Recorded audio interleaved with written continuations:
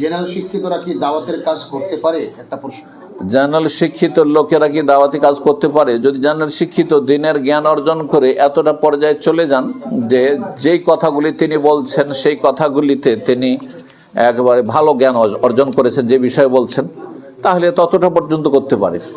কিন্তু ফতুয়া মাসলা মাসাইলের বিষয়ে তাদেরকে স্টেজে বসানো যায় না, কারণ ফতুয়ার বিষয়টি অত্যন্ত জটিল। আমরাও ফতুয়ার ক্ষেত্রে আমাদেরকে অনেকে মনে করেন মুফতি, তাই না?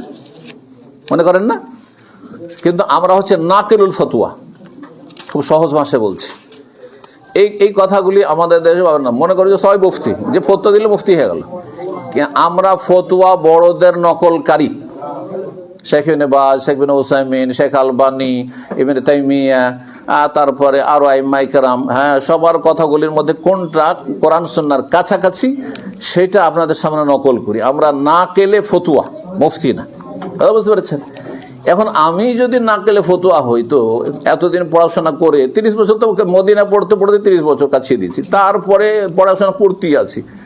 তাহলে আপনি একজন জেনারেল শিক্ষিত লোককে দাওয়ার স্টেজে নিয়ে বসে তারপরে তখন এরকম প্রশ্ন করা শুরু করলেন, আর হালাল হারাম জায়েজ না জায়েজ সব রকম ফতুয়া দিচ্ছে, এগুলো জায়েজ নয়, এগুলো সীমা লঙ্ঘন করছেন। জি, বারাকাল্লাহু ফিকুম।